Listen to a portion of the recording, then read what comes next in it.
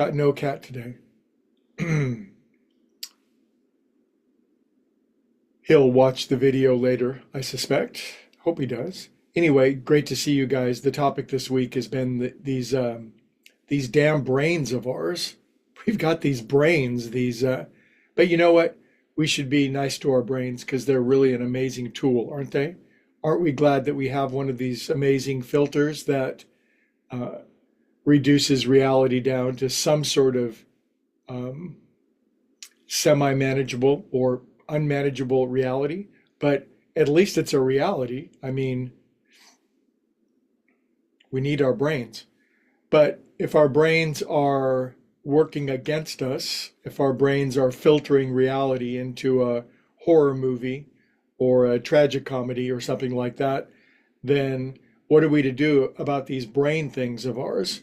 Because we've conclusively proven this week, I've had several neuroanatomists and neuroscientists actually comment that I'm absolutely right, and they realize they've been wrong their whole lives regarding this thought that the brain generates thinking, it actually receives it. And they've apologized profusely and they've seen the light. You're welcome. But I digress. What are we to do about this default mode network in my brain that wakes up every morning and instantly starts sending me messages of adrenalized fear, panic, and worry? Now, am I complaining about that? No, I'm just saying that um, in the recovery program, they talk about waking up with vultures on your bedposts. It's such a good image. And I realize that in that regard, I'm not, um, I don't know if I'm normal or not. I don't think I'm seeking to be normal. And I don't think any of us are normal. I think we're humans. But if you can relate to having the deepest part of your brain just seemingly in the most powerless fashion attack you with fear, worry, dread, anger, and the worst possible reactions, then maybe that's why you're here. And that we know that that's a problem, but we know that there's a solution. And we know that the solution is, well, it's a power greater than ourselves and making conscious contact. And while we might be powerless over the reactions of our brain, I don't think there's any doubt about that. I think our brain operates with such perfect automaticity, knee jerk uh, stimulus response, and yet we do change.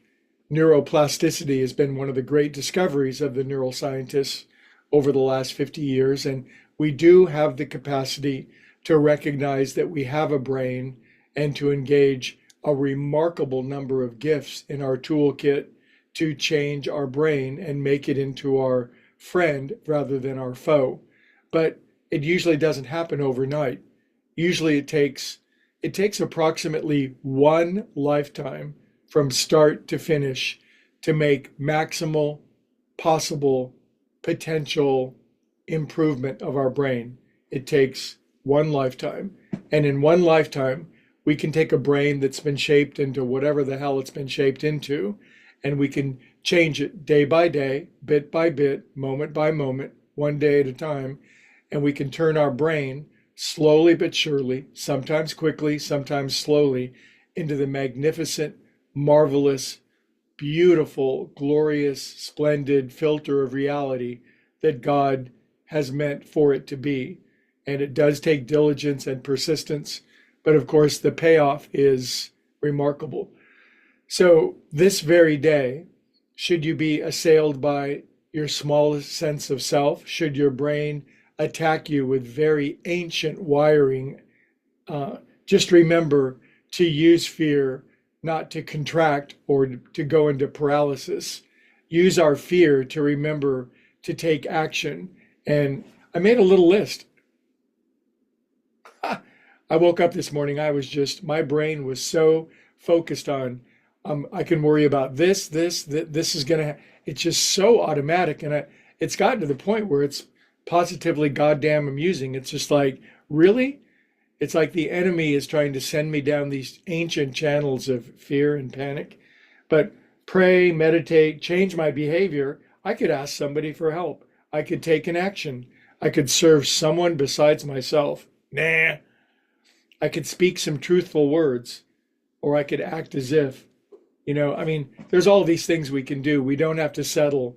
We don't have to resign into our default mode network of our most ancient sense of self. While we might be powerless over our reactions in the moment, we are not powerless to how we respond to our ancient reactions. And this is God's great gift to each and every one of us. And by showing up today, you've helped and you've played your part, and we'll visit about this tomorrow. Anyway, drink more coffee and have a beautiful day.